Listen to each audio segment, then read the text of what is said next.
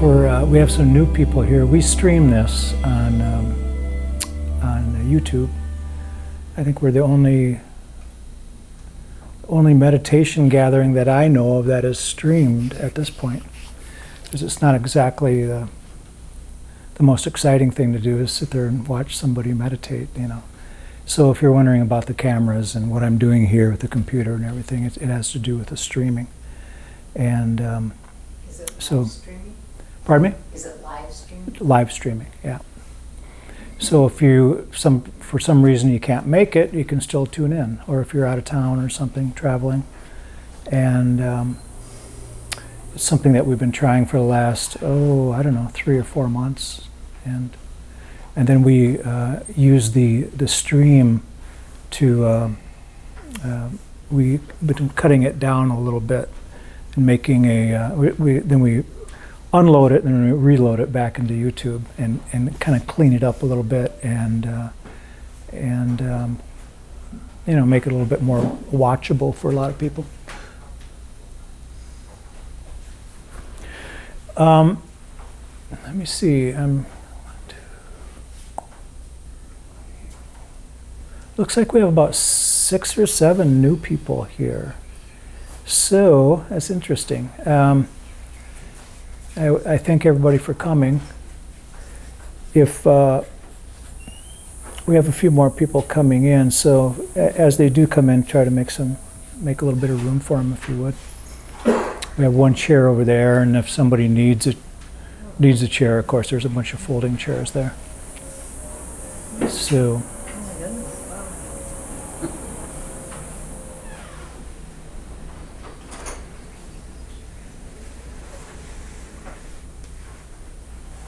Yeah, there's a chair.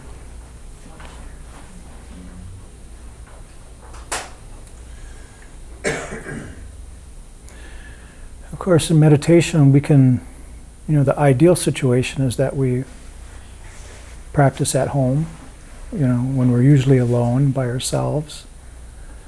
And I think I tell people almost every day, you know, to be consistent with their practice, which means meditating at home.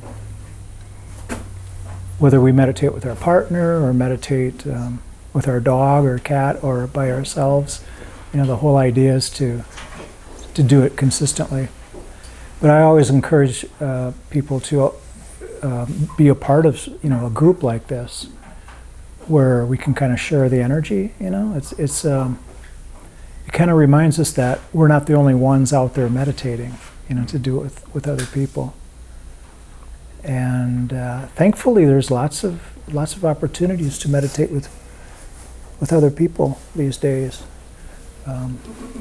Paul has a group on Thursday nights, and Maureen has a group on Friday nights right here. Joe doesn't have a group yet, but we're working on him.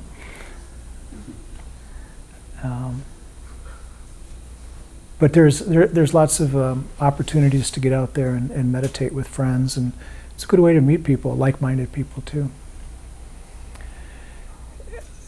The thing about meditation, I run into it a lot, and it kind of came up in conversation today about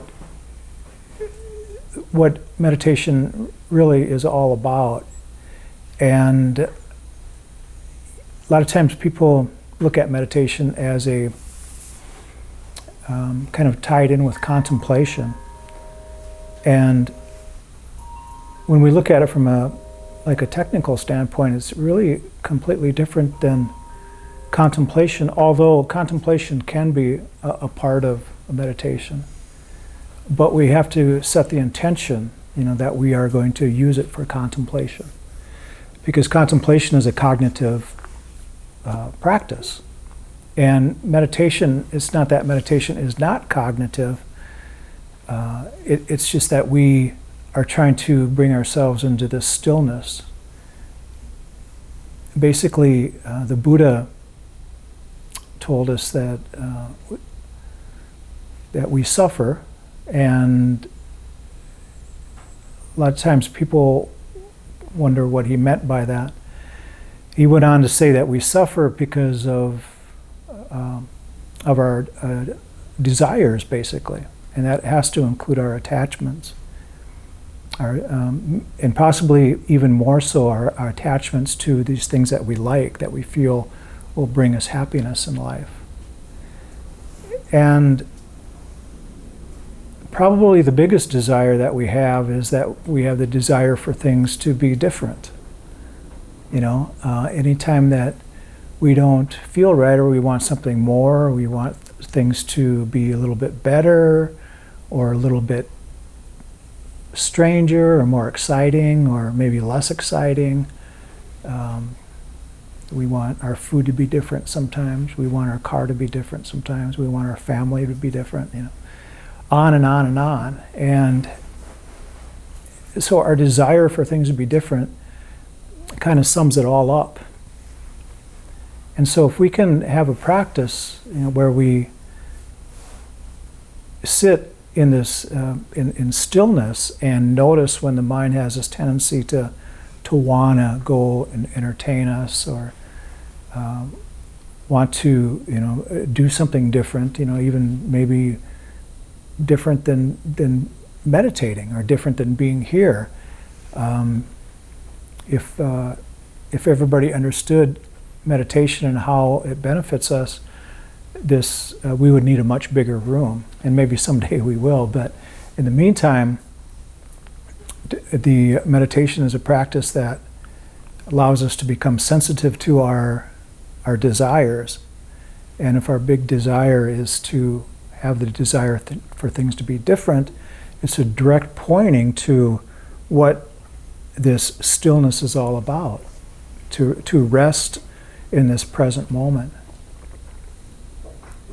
And if we are sitting in meditation and wish for things to be different in any way, it's a lesson for us. It's a reminder. It could be something within the body. We might not feel comfortable within the body. It could be something, kind of a mental agitation. Could be restlessness and worry. Could be fear or anger, or something related to the past or to the future. All these different things that come up for us. And they're supposed to come up. It's supposed to be that way. And that is the wonderful thing about meditation, is it allows us to see these things firsthand. We might be, the bell might ring, and then we close our eyes and go, oh, okay, this feels good. And several things can happen if we're not used to meditating. We can all of a sudden get drowsy with our eyes closed. The body's not used to accepting that idea that the eyes are closed and we're not supposed to fall asleep. All of a sudden we get drowsy and we start struggling, like, oh no, this isn't what meditation's supposed to be like. I'm too relaxed, I'm too laid back all of a sudden. Usually the consistency in meditation helps that, where the mind and the body recognize that the eyes are closed, and even though it's a lot like sleeping, it's not a time for sleep. So we can kind of build that energy and feel that energy within the body. And the other thing that can happen is the proverbial monkey mind, where we notice the activity of the mind going and going and going. And the sweet spot between these two is to have energy and to be able to set our thoughts aside from the point of view, from the intention that there's no purpose for the past or the future at this moment. We can pick that up later. And the reason I'm picking on the past and the future is because that's where our thoughts go. Usually in the area of fear or anger, or trying to fix something, or trying to remember something, or recall something that happened in the past, and asking ourselves, why did that happen? Or and sometimes it's a switch off between the two. We think of something that happened a little while ago. Oh, I don't want to forget that, so we're making a checklist for the future so that we can take care of it in the future. But ideally, that sweet spot, if the past and the future are the two sides of an Oreo cookie. We want to be in the white, creamy part. That would be the presence, the stillness in between that. And in that, we get a real opportunity to see what we are all about as humans, as meditators. That we are in this presence. We are not allowing the mind to have its way in the area of being concerned about fixing something in the future, or to think about the blame or whatever we might have in the past. Just realizing that that's a play of the mind. It's all created by the mind. In that respect, the past and the future don't even exist. The only thing that truly exists is this stuff right now, this moment. It seems like the future exists, and we can almost feel it, but it is just a play of the mind. So we're sitting in this present moment, and if we don't give ourselves a chance to recognize that, it will just completely slip away. After a while, we realize that we spent very, very little time in the present moment, which is really who we are. People call it such things as the Buddha nature. I call it our true nature a lot. Satori is another name, and it goes on and on. Sometimes you just hear people like, "Oh, I was so Zen-like," and that's that presence, that present moment. And very difficult, for us to be able to close the eyes and just come into that place and just and like, "Oh, I found it," and I'm going to rest right there because this feels so good. No problems, no worries. No desires, and no fatigue, and to be able to go in that and to stay there is almost impossible, especially if we're new to meditation. We can get a taste of that, a feel for that presence, and then the mind will go, "Hey, come over here, come in, play with me. Let's figure out something to fix," or something like that. That's the reason I say fix is because that's my mind. I'm very aware that when I go into meditation, my mind will want to fix something, whether it's somebody or something or some place or whatever it might be, some situation or whatever. And if I can let go of that fixing, I can find myself in that presence. And I can rest in that. So that's from my personal experience. And we all have our own thing. A lot of us might have something from the past that is bothering us, has been bothering us so bad, so we habitually, by habit, the mind goes into the past. Boom. And as soon as we become quiet, the mind wants to go into the past. And as I said, some people want to go into the future. But if we can catch that and understand it and be aware of it and know that we can come into this presence and just kind of hang out there as much as we can get better and better and better at it. And if we can do it in our meditation practice, then we can do it more in our everyday life. And we can use that as a wonderful tool. That's why meditation is a wonderful reliever of stress. And if we can relieve stress, then we're relieving all these physical ailments that are related to stress, which is almost all of them. Even the common cold has been linked to stress. Everything from cardiovascular problems to digestive problems to and cognitive problems, all related to stress. And so meditation takes the edge off of that, and it kind of shows us, we kind of get the joke. We kind of get the joke that we've been struggling a long time, for most of us, without really needing to have to do that. That everything is fine in this moment. If we decide that it's fine in this moment, it is. And one teacher told me, he said that you'll never get to a place where you'll be absolutely free. He said because you're already there. But we don't realize it.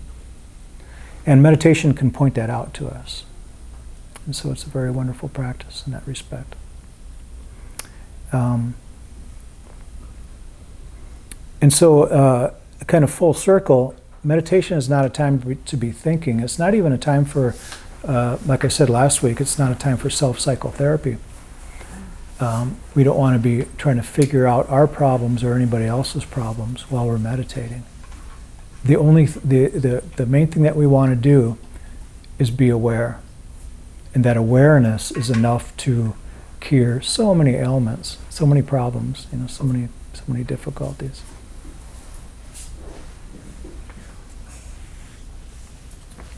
So we will meditate here, and then we'll see if there's any questions and maybe a little discussion at about 8 o'clock, and then at 8:30 we'll be done.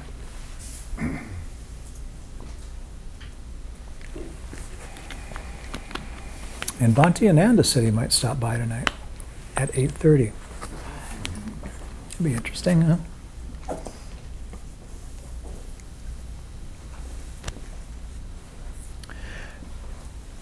So if you're newer or new to meditation, I'll do some guiding in the meditation itself, which will kind of give you an idea of what to do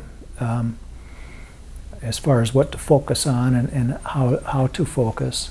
And the main thing prior to that is the posture meditation, and that's why we try to provide all these different cushions and everything. It's usually a nice idea to get, ideally, if we can actually get the seat above the knees. It's not always possible, but then it's much more like sitting in a chair when we're actually on a cushion. So if we get the hips higher than the knees, it can become very, very, very comfortable for us. And I remember the first time I sat it was in a yoga studio in Green Bay, Wisconsin, and or was it in Green Bay? Yeah, it was early. Yeah, in the early, I don't know, late '80s or something like that.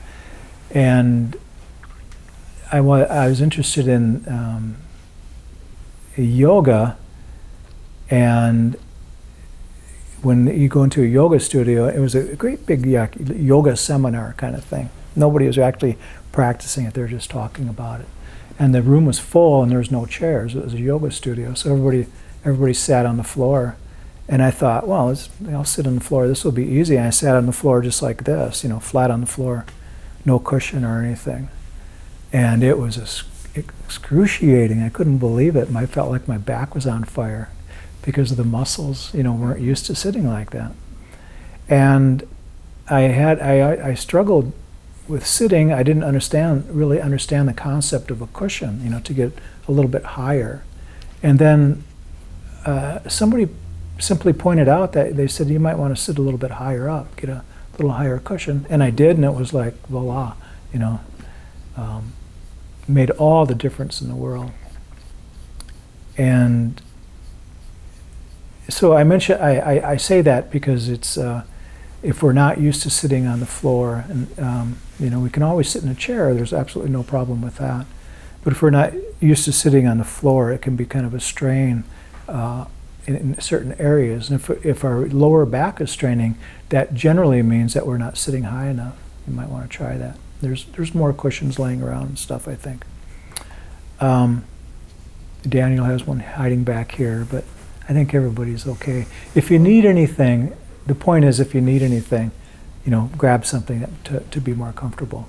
Because we're going to be sitting here for about 35 minutes. And that's a short meditation for some people and might be a little bit long for others. So posture, and then we will, then we have to worry about the mind. And I'll talk a little bit about what we can focus on. Usually people use the breath here for the meditation object, and so that I'll be referring to the breath quite a bit. Okay, so please make yourself comfortable.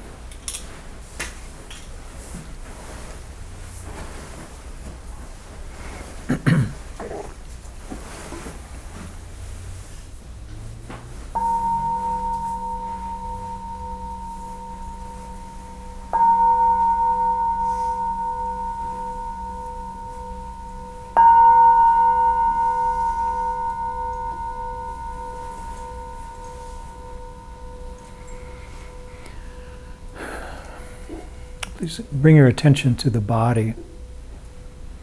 Notice how the body feels.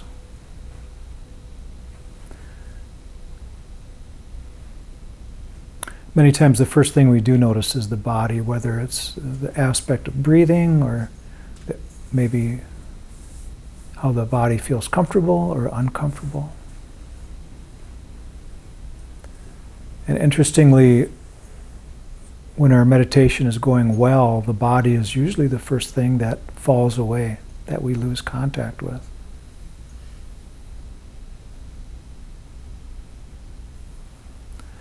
But the body can tell us a lot of things. In our everyday living, we can feel fear and anger within the body.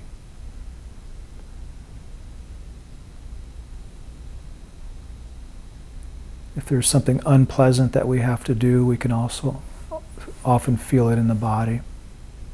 If we're experiencing a lot of stress, we can feel that in the body.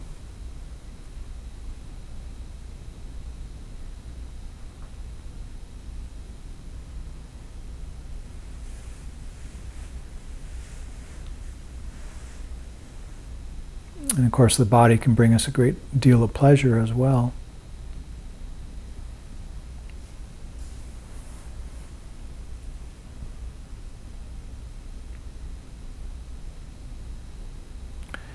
And even in meditation, sometimes it feels like this is exactly what the body needed, just to relax a little bit. Have the eyes closed, the body relaxed. And again, sometimes in meditation, we feel discomfort within the body. Like it's some type of yoga practice or something that sometimes we wonder if we're doing it correctly.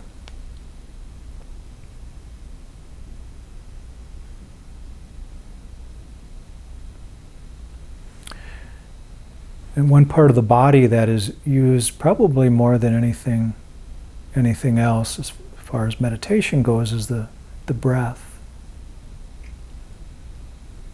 Bring your attention to the breath at this moment and notice where you feel it. And when I say bring your attention to the breath, where does your attention arrive at?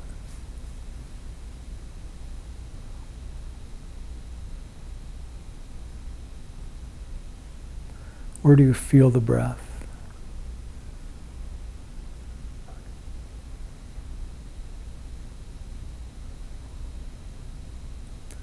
And wherever you feel the breath, this is likely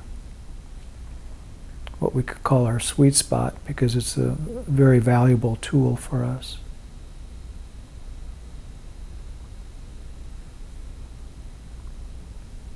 To bring our attention to that point where the breath and the other aspect of the body, whatever it might be, come into contact.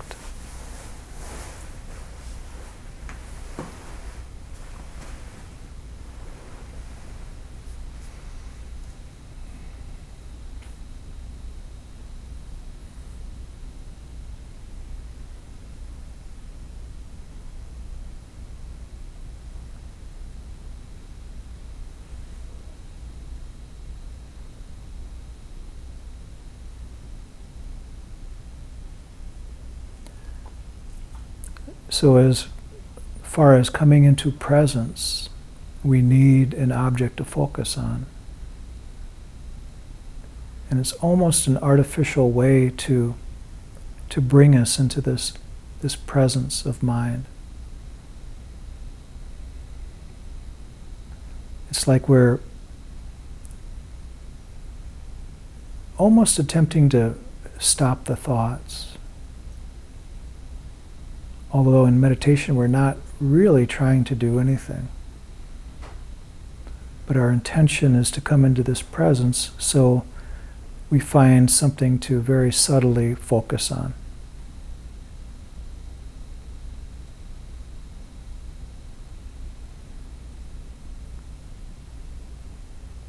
And we can focus on the breath, where we feel the breath touching another aspect of the body, maybe the tip of the nose.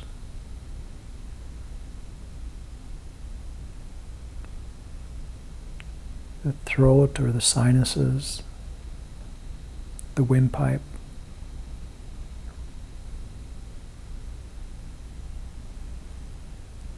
Sometimes just the overall temperature of the breath, or maybe even the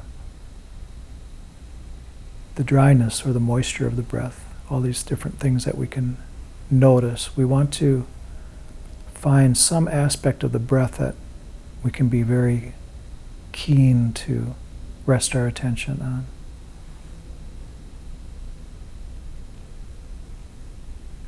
And for many people it is someplace around the tip of the nose, the nostrils.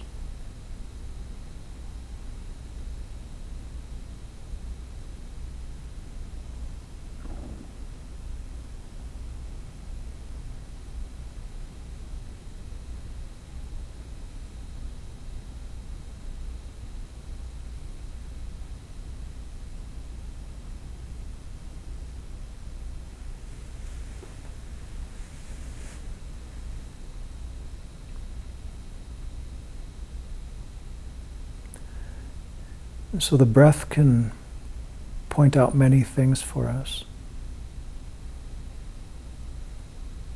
The breath can be short, it can be long, it can be shallow, it can be deep.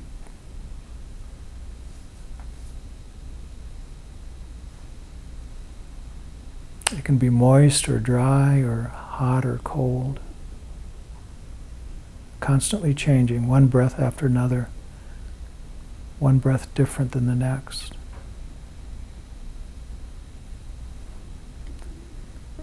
Really without our interference, without us even thinking about it. The breath goes on, constantly changing, doing what it has to do.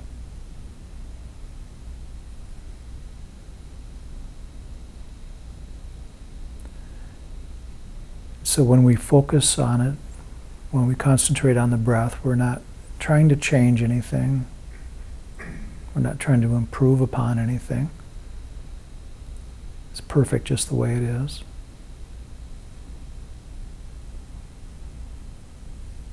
We're just noticing. We're being aware.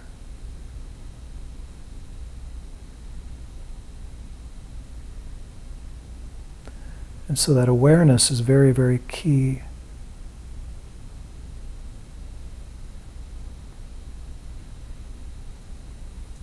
That awareness or that consciousness.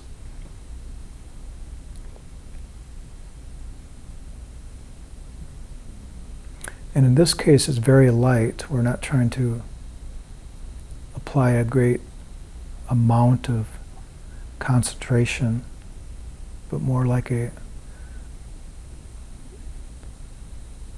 soft awareness, as mentioned, or noticing.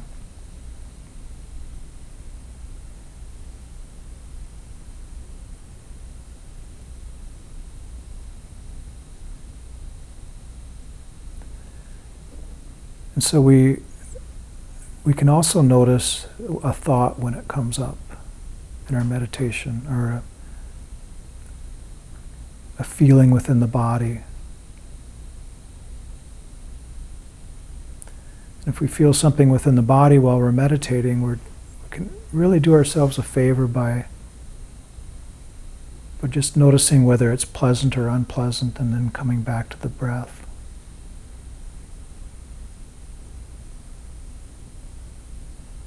So it's really just shifting of awareness.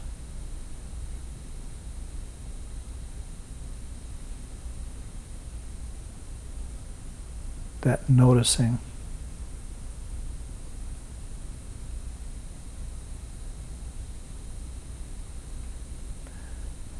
We come back to the breath, and we notice that the mind might wish to think about something that recently happened, or it might wish to go into the other direction of planning something that might be going on this evening. And so we are aware of that, but our intention is to stay with the breath, so we shift our awareness back to the breath.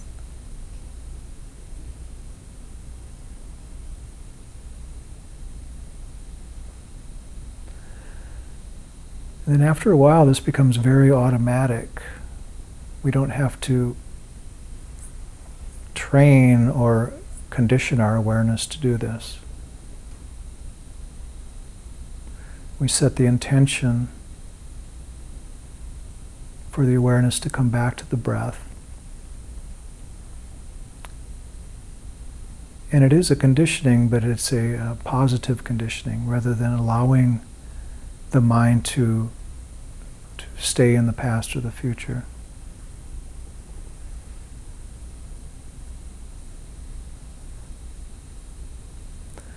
And so it's a very functional part of the mind when we set the intention to come back to the breath again and again, and it does it by habit more than anything else,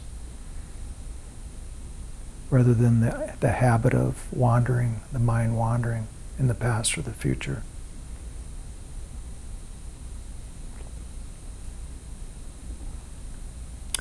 And then seemingly, there's nobody behind any of this.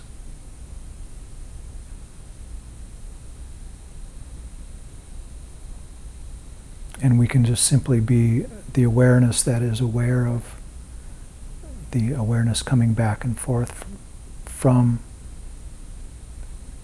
the wandering mind to the breath itself, which is presence, stillness.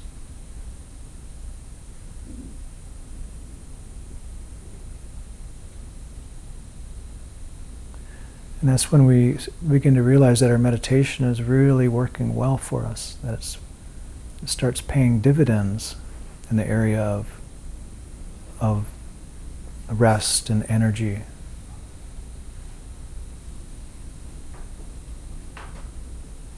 And it can actually provide a great deal of clarity of mind as well.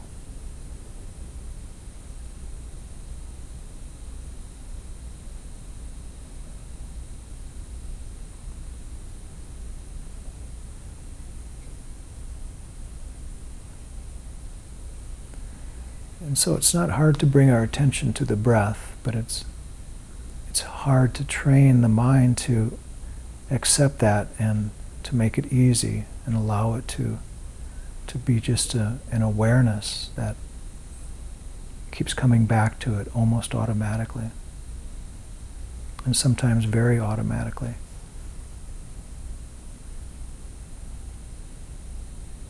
It starts just by knowing and getting to know the breath very well, finding that sweet spot, becoming familiar with it, and trusting it.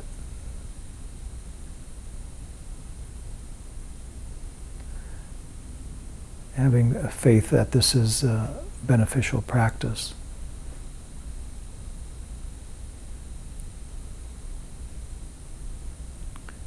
And we can do that by setting our intention to do the practice on a daily basis.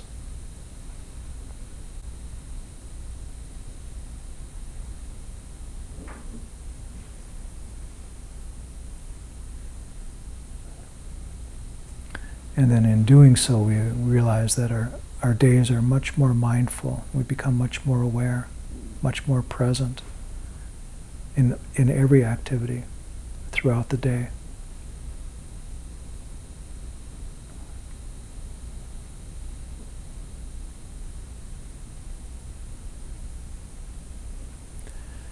And a lot of it is trusting and giving up the idea of control in the fact that we can just condition the mind to be free by allowing it to come back to the breath. Just keep coming back.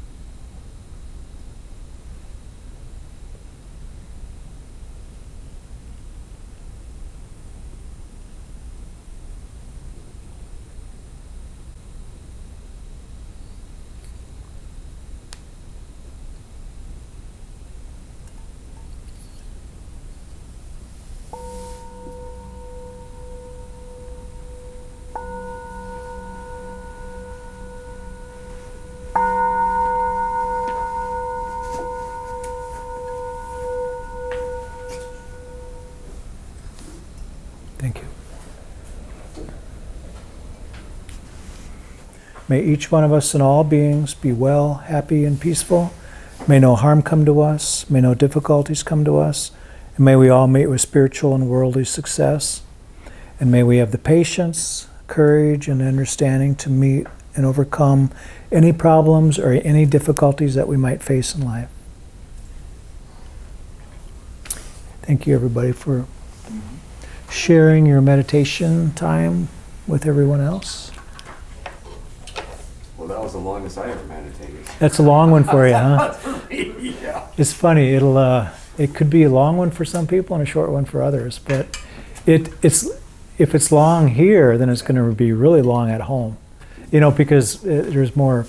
It's easier to. Our intention is to come here and sit and meditate, and there's a lot of people around us. There's that energy, kind of, A lot of distraction. And was there up here, or? Well, I think in your own room, in your own chill zone, just time goes where it goes. But for me, to be still for 10 minutes is pretty challenging. Yeah. Oh, you mean there's more distractions at home? No, Or here. oh, here. Okay. Okay. But it was really quiet, so that was different. Yeah. Yeah. See, at home, a person has a tendency to, to check the dog, or I don't know, the phone rings, or, something happens, and we got it made. We got a pretty quiet home and everything. No dog, a couple of cats, and they're not noisy, but I don't know. Most people find it a lot easier to come into a room like this. It's kind of like when I was practicing a lot of yoga, I could never get a home practice going because I don't know, but I could walk into a yoga studio and no problem because my mind said, this is it. I mean, I came here for one reason, that one purpose, to do yoga. So, and I think it's like that when a lot of people mention that when they work out, when they go to LA Fitness or whatever, and they have trouble working out at home, but when they get in the car and make that, and take that journey to the gym and start working out, it's a little bit easier. And I think that's one of the reasons why, I encourage people to kind of do this kind of thing, at least once a week. Some people do it. I've known some people that don't meditate at all outside of groups like this. They'll go up on go to a meetup group or something, and where's it at tonight? Or they have their groups, that they go to each night. This is nice because it was a forced meditation. You couldn't leave. It's forced, yeah. Well, you could bolt. That was good. You can bolt, Yeah, that's why we have Joe, the doorman, over there. Bouncer. Get back there. there. Yeah. There's different suffering. I mean, we can suffer in meditation or outside of meditation. Actually, I wanted to touch on that a little bit. When I first started talking, I talked about what the Buddha referred to as suffering, and of course that's the Four Noble Truths. The Buddha's first sermon, if you will, in Deer Park after he became enlightened, he gave the teaching of the Four Noble Truths, which was basically we suffer, and we suffer because of our desires. And he said there's a way out of this suffering, and that is the path. And the path is, in most people would look at it as the Eightfold Path, and which means different understandings, different ways of thinking, different ways of talking, and different actions. Look at our livelihood, how we make our living. Effort, how we apply ourselves towards our practice, and then of course concentration and mindfulness. That is the Eightfold Path in a nutshell. I mean, it can be a lifelong study, but it's Eightfold Path is basically how we make our way throughout the world and understand this idea of suffering and how to get beyond it, how to live our lives with less of it or without it completely. And there's different levels of that the Buddha mentioned too. But the first understanding is that this suffering, what he called suffering, and this desire, it's not that anything's going to change necessarily, but it's our attitude towards it. And that's why meditation, helps us to see that I really believe it does. From my personal experience, it works. And so we're not trying to necessarily stop, I mentioned the past and the future quite a bit when I was talking, and I talk about it quite often because it's just that we should be aware of where the thoughts are going, whether they're past orientated or future orientated. And if we can understand that, we understand, what is happening with the mind to a large extent. But we're not really trying to necessarily stop any of that. We're trying to give ourselves a little tip on that there's a suffering that's going to happen. If we can kind of understand it and be aware of it, it has a much less impact on us. And if we try to change things, and if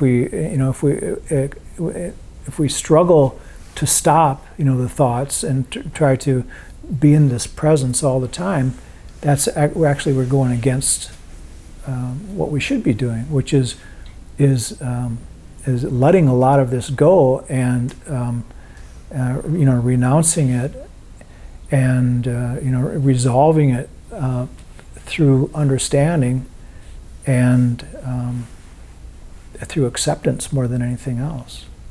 If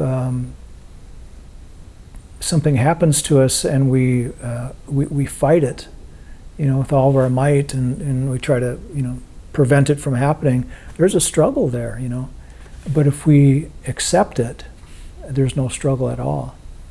And that doesn't mean that we're trying to take the coward's way out or anything, or blind acceptance, but it's through awareness. It's through our understanding of what are we actually trying to fight? What are we trying to uphold? What are our beliefs? And particularly, who are we blaming? For our difficulties. If we can notice our complaining, that's the number one thing. If we hear ourselves complain that this should be this way, or that should be that way, or I should be doing this, or I should be doing that, that is a tip-off right there that we're creating our own suffering. Our insistence that things should be a particular way is very agonizing for us.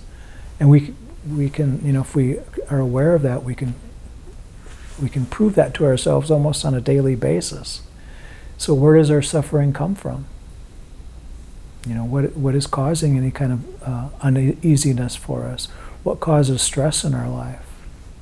And if we ask ourselves that and really look for the answers, it's different for everybody to a certain extent, but we'll find that it is through just being uneasy with things that we don't have to be necessarily uneasy about. What are we accepting? What are we not accepting? And what are we complaining about?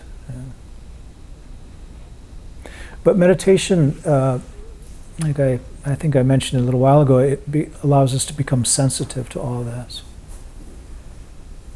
And we can feel it. Many people feel it in the body, more than in the mind. And the body can tell us a lot. I mentioned that in the guiding of the meditation. When we're fearful, we feel it in the body. When we're angry, we can feel it coming up in the body.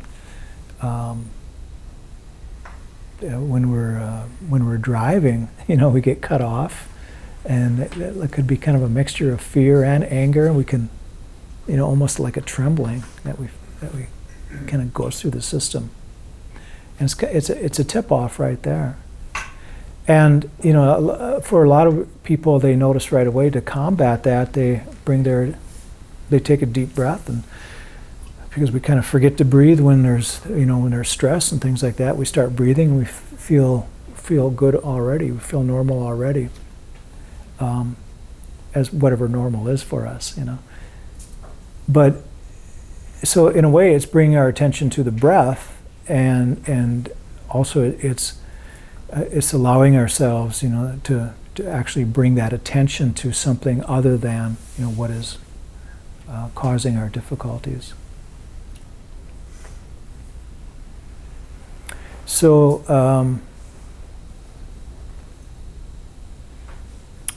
probably one of the most common things that we get upset about is what other people are doing. So relationships is very, very tough for us as humans. We are relational beings for the most part, and we can find it very easy to put the fault on other people, and for our difficulties, for the way we feel, pointing fingers. And I don't know, you've probably heard this, but when you point one finger at somebody, you have three of them pointing at you. Like this kind of thing. They're coming back at you. So we have to be very careful of that. And that's a part of the complaining. The fault and the blame, and basically, blaming other people for our misery. So it's something we should all take a look at. And what it comes down to is more love, from our part, and understanding, from other people's, from where they're coming from. People react from their own pain, and this is something I hear from Terry a lot. She pointed that out, where people, she constantly tells people that so-and-so is reacting from their pain, and that you should take a look at that and understand it. And so if somebody's doing something that we feel like they shouldn't be doing, if we look at why they're doing it, there's many, many conditions that are put together in order for them to be doing that one specific action. And it happens to be in your space, happens to be pointed at you. And if we kind of tear it down and see where that's coming from, we realize that it's not from that one specific individual that is causing a problem for this individual. It's just a combination of many, many factors. Usually has nothing to do with us either. What someone is doing Right. that we perceive as being done to us is really not being done to us. It's their own pain. Their own pain. Speaking, and then we're interpreting it in a certain way. Yeah. Yeah. So true.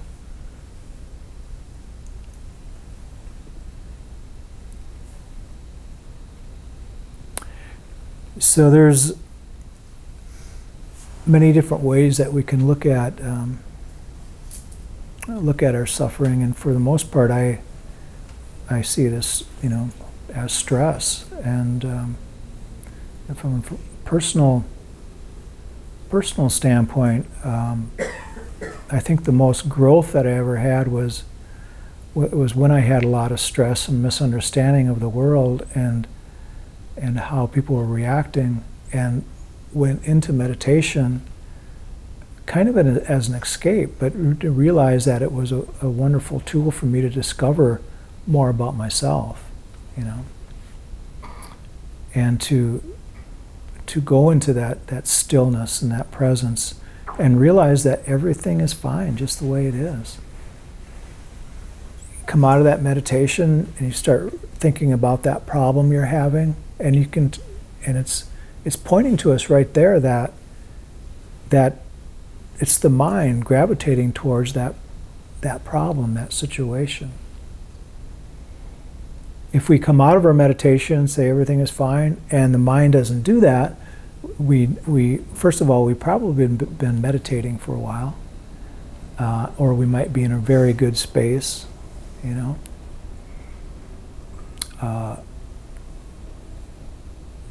That's one of the reasons that people go on vacations, to get that change of scenery.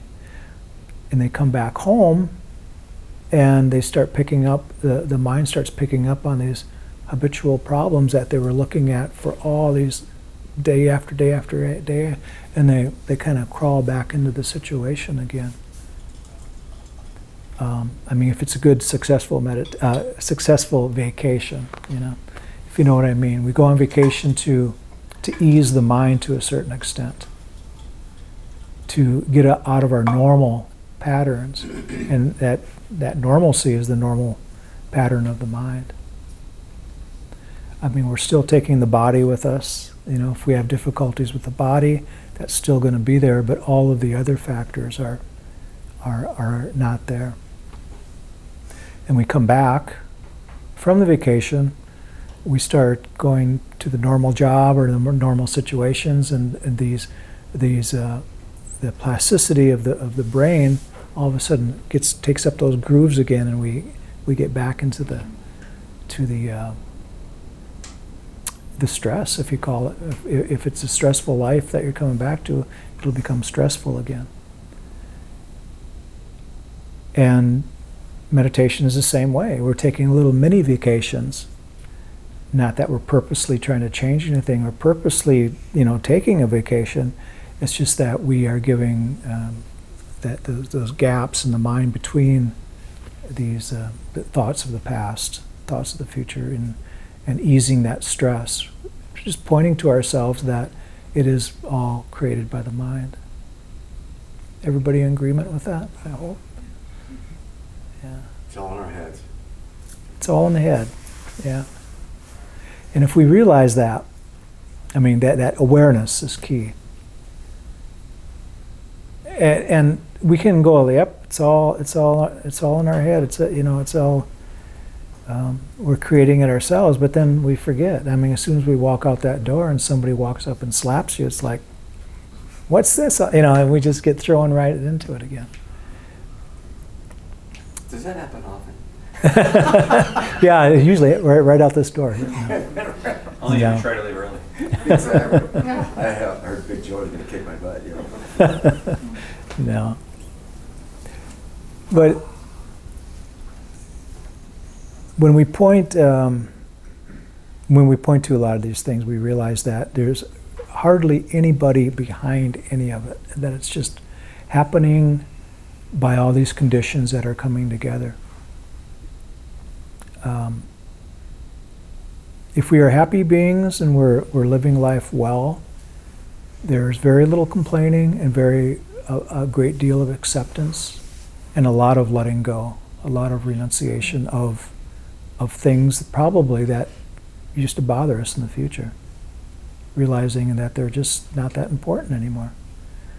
What is the point of it all? It's programming. We're conditioned that way. It usually starts about like temper tantrums. When a tantrum happens, it usually happens around age 4, and that's when our personal view starts blossoming.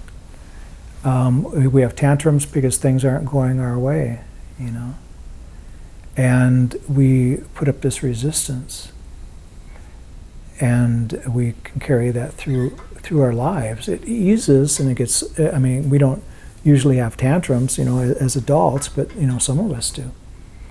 And it's this resistance, automatic, habitual. And if that's the way we're supposed to live our lives, that's what we should do. But for most people, we see the falseness of it. It's kind of slow going for many of us, but and then the habit of like a tantrum. If a child has a habit of having tantrums, the habit eventually breaks up and stops. And it's that way for everything, really. But it's the coming of age. When we are around 2 or 3, we're usually, for most of us, if we're, if we're wired properly and everything, everything is a pretty good life for us. And then we start realizing we have this personal identity view that is misconstrued. It's altered somewhat, usually by just conditioning of everybody around us, our parents, and everybody creating this individual, and then the oneness is gone. And our job is to come back into that oneness and realize that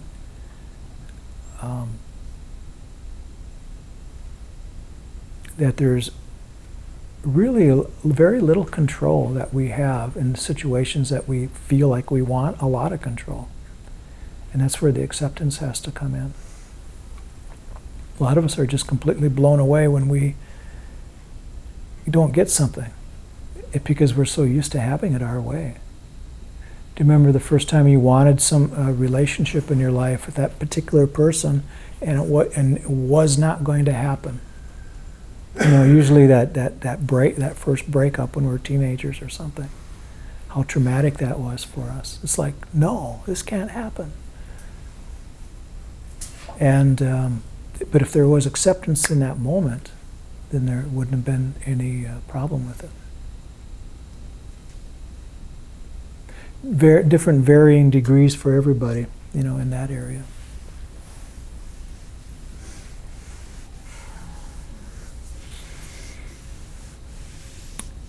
Got a few moments left, a few minutes, I should say. Any questions from anybody, or anything that you want to share, or anything at all? Otherwise, I'm going to start talking about what we have coming up.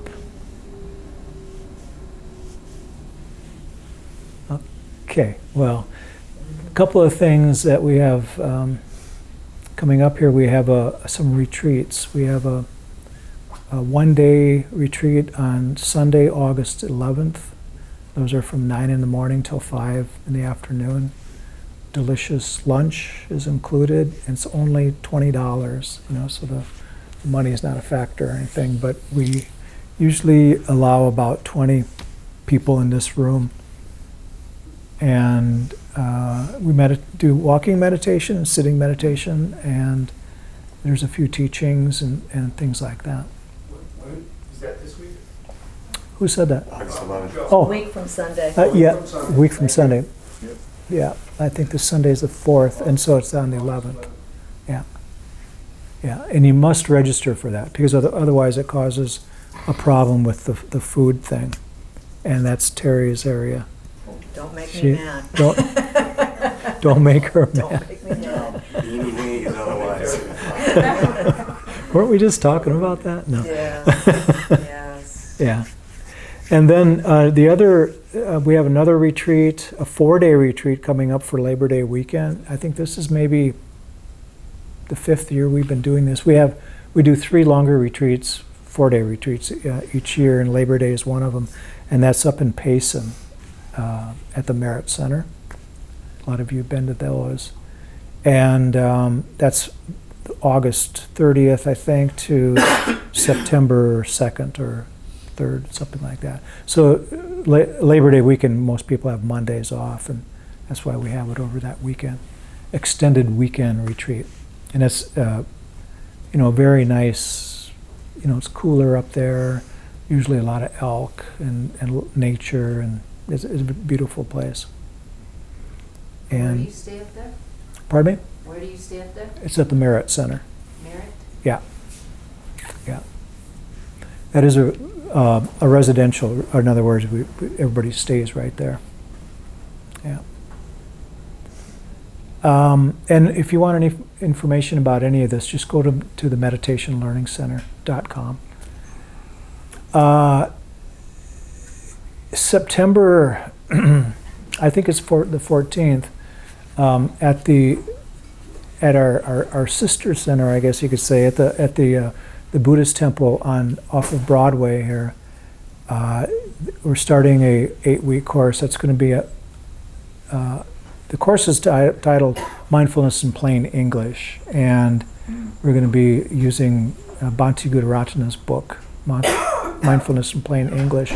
And so I know a lot of people have that book because it's like it's really a wonderful book. And if you don't have it, you should have it. And if you don't have it, they'll be provided at the temple for $10. I was just talking to the. Is a book about what? By who? It's from Bhante Gudaratana, and it's the book on mindfulness and mindfulness practice. Yeah. Is that before or beyond mindfulness, or? No, that's his first. That's his Oh, that's first the first book. one. His first popular book. It's about 33 years old now. Book, yeah. Almost as old as I am. Yeah. Yeah, Right. it's amazing. Right. Yeah. Yeah. Let's hope it remains. Yeah. But if anybody, if you know Bhante Gunaratana and his books, that he's just a wonderful writer. And I'm trying to think. There's some other things. There's a few flyers by the door there. You can check those out and take those with you if you like. And that's. CRM. No. Pardon me? Grief recovery? No. I don't think we're going to need. We have. We're doing grief recovery work, and if you're interested in that, please ask. We're doing a pilot group, but I think that's pretty much filled. And then the grief recovery is through Grief Recovery Institute, and it's a 8-week programs for people that have had any kind of loss in their life. Chris knows a lot about it Which too, is everybody, back there. yeah. Our buddy Chris. But it's a grief recovery program. If you're interested in that, if you think something you want to take a look at, by all means, let us know. But you said that's full? Pardon me? You said that was full? Yeah. If it's not full, it almost is. We're doing a pilot group that the Institute asked us to do, and then we're going to have ongoing 8-week programs in that. So there's always a chance to get in on that. Always a chance. If you want some information, just ask. We can talk after this if you like. Yeah. Anything else from anybody? Chris? Just a quick one. At age 3, when we're accepting things and maybe don't have stuff like that, and then comes age 4 and the temper tantrums. I want this, and then no, you can't have it. Soften and all that. Yeah. Is there is that, first off, I guess, is that necessary? And then secondly, if it's not necessary, why do we raise our children in a way that creates it? So is it avoidable? Not Is there a really. way to raise a selfless child? Yeah, it's, I think in some, How's it working out for you? in some areas of the world, they have very little of that, tantrums like that. And it's not that it's an American thing or anything like that, but it's something in the upbringing, definitely in the upbringing. But it has to do with the personality view, of, and a child, reaching for the bottle, and then we get it for them, and on and on and on and on for everything. We're there for every beck and need that they want. But in other parts of the world, it's not like that. The children, when they want something, they just let the child go and try to find a way to get it. They're just raising them different than we would. But we raise children how we were raised, basically. That's why I don't have any children. It's just largely about our consciousness too. When we're mostly don't have high consciousness levels, and then we're bringing another being onto this earth, and we're, as Shane said, teaching us with all the same patterns that our parents taught us. When you do wake up, become more conscious, you stand a better chance of raising children who would not act in those ways, because we teach them by example and by who we are, kind of through osmosis more than anything else. Coming from a mother of 2 boys, so she's a better. She has more perspective on that than I do. That's for sure. So your boys are with your tantrums? Oh God, yes. I wasn't highly conscious when I was 30 years old, though. That took a few years. No. Okay. It's not- Well, thank you, everybody. Thank you.